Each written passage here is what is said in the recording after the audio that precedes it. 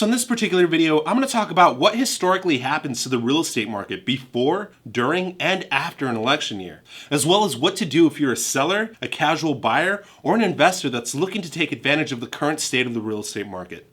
Coming up.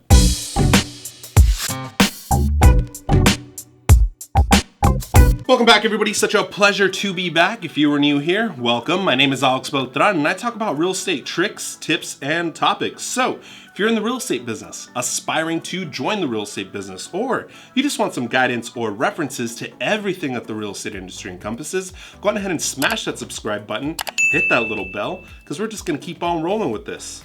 So I just want to preface this video by saying that this is not a political video. I will not talk about the candidates. I will not talk about any type of policy. All I'm going to do is look at what the real estate market was doing before, during, and after an election year.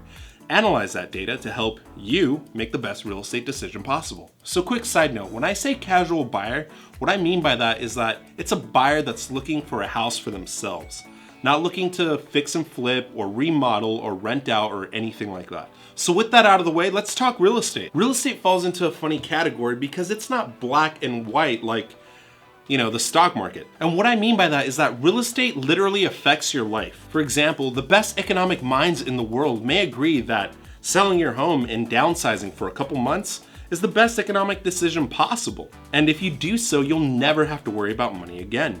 But life, it's complicated. Their significant other may not want to move. The pain of uprooting their kids from the school and packing and unpacking prevents us from doing so. Unlike the stock market, where if you buy and sell more stocks, you aren't necessarily altering your life. And the reason I bring this up is because I understand that even if you understand that making a particular real estate move is economically beneficial, it may not be reasonably possible because, well, life. Which is why I always encourage people to have their primary home and a second home as their investment home. So to quickly answer the question, do elections affect the real estate market? And the answer is yes. Realistically, everything affects the real estate market, whether it's interest rates, natural disasters, economic disasters, or even elections. And to be a bit more specific, it can affect the confidence of the parties involved. Because the seller is always generally thinking, am I getting the most amount of money for my house? And the casual buyers are generally thinking, am I getting the best deal for said house? And the investor's always thinking, is the property going to make the maximum amount of cash flow? I mean, it's completely obvious that investors are on a completely different wavelength. And during an election cycle, whether you like it or not, it affects the population as a whole because they don't know what's going to change or stay the same. Will taxes increase or decrease with the new administration? Or will they stay the same because the current administration is going to stay in power? Is it rational? I mean, the cold-hearted investor is going to say, no. But the general population and history shows that the answer is yes. Because historically speaking, election years produce slower growth. So let's take a look at what the real estate market was doing before, during, and after an election year, and how you can take advantage of this information. Because the thing with real estate is that it's such a good investment that even when it is affected, it rarely drastically changes. Historically speaking, real estate values are always going up. And if there is a drop in value, it's usually regional. I mean, yes, you had 2007, 2008, but that was complete negligence and fraud. And even though investors think that right now real estate prices are way too high, I don't see the real estate prices dropping anytime soon. Now, will there be some type of fluctuation or market correction? Absolutely, but that's just how markets work. But to think that there's going to be a mass drop in value in real estate anytime soon, like 2007, 2008, not likely. Even when the stock market had its biggest point drop since 2008, the real estate market stayed steady. Obviously, no investment is immune, but the real estate market is as safe as it gets. The main point of this video is to highlight what happens during an election year and encourage you to look into your own local real estate market. ¿Comprendes? That's do you understand in Spanish.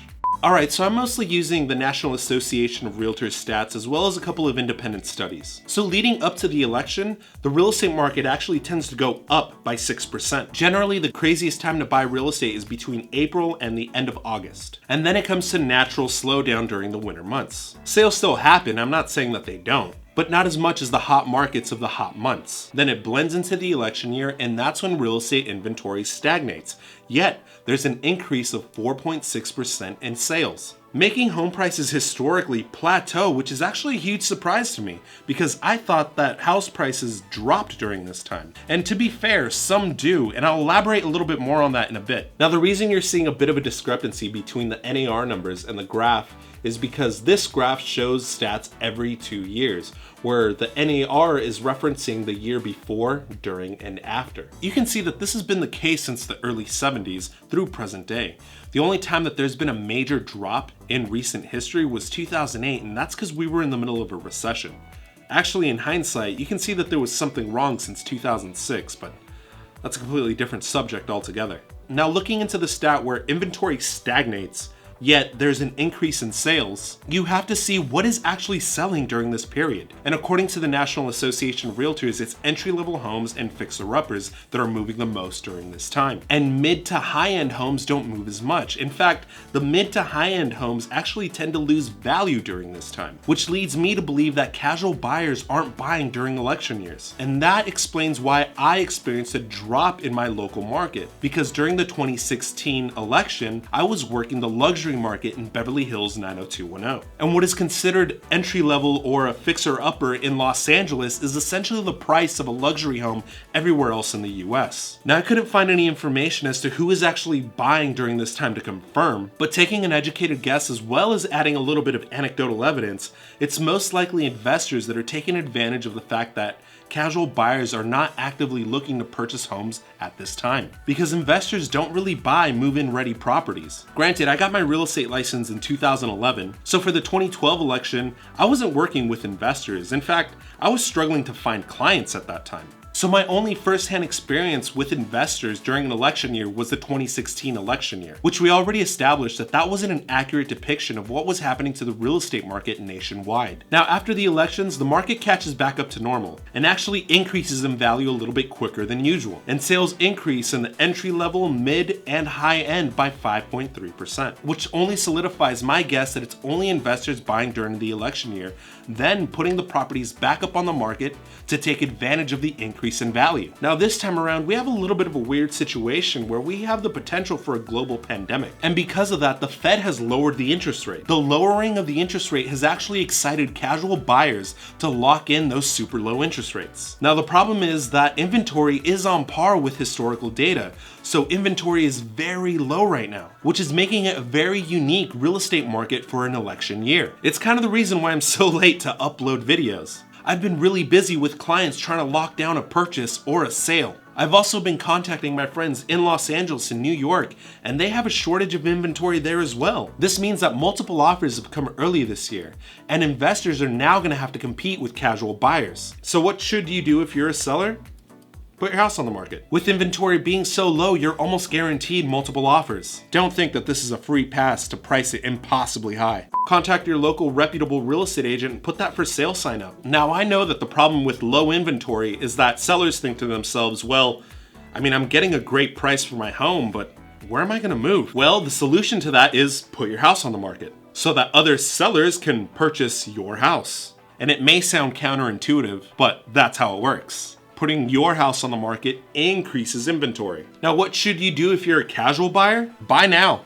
Yeah, like right now. Go out there and buy something. There really is no better time to buy real estate than right now. The realtor in me is juxtaposed between being surprised at how low interest rates are and excited that interest rates are this low because it makes home ownership possible for more people. Now, taking the historical data into account, this is the perfect time to upgrade your home because, like I said before, the mid to high-end homes are now more attainable. And investors, just keep doing what you're doing. This time around, it's looking like you're not gonna get that quick flip or those great deals that other election cycles bring, but you will be able to lock in a great ROI. After all, as investors, you should be more interested in the ROI than speculating about what the house is gonna be worth within the next couple months or years. And just for good measure, since we're kind of on the topic anyway, here are my predictions for the real estate market for the 2020 and 2021 year. Overall, I don't see the real estate market slowing down anytime soon. I will admit, I am pretty curious as to what's gonna happen when or if the Fed decides to raise interest rates again. So even when or if the Fed decides to increase the interest rates,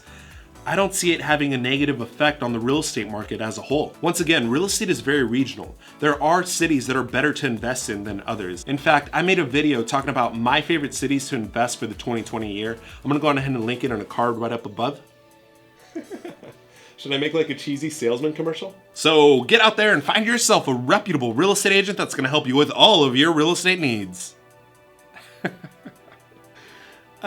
I need friends. All right, but in all seriousness, if you really are thinking of buying or selling your home, right now is like the best time to make those real estate moves. Now, I'm always available for questions. I always link my email in the description down below. If you have any type of real estate question, please feel free to reach out to me. And now that brings me to the question of the day. How do you think the lowering of the interest rate is gonna play out? Is it gonna hurt real estate in the long run, or is it gonna help it? Go on ahead and comment in the comment section down below. I'm really curious to hear your thoughts. As always, if you found this video informative or entertaining, go on ahead and smash that like button, because that's like a virtual high five. If you haven't subscribed, I don't know what you're waiting for, like do so right now. If you want to keep up to date with everything that I'm doing in real estate, go on ahead and give me a follow on Instagram. If you want to catch more real estate related videos, I'm going to link them here and here. Other than that, catch you guys next week. Peace.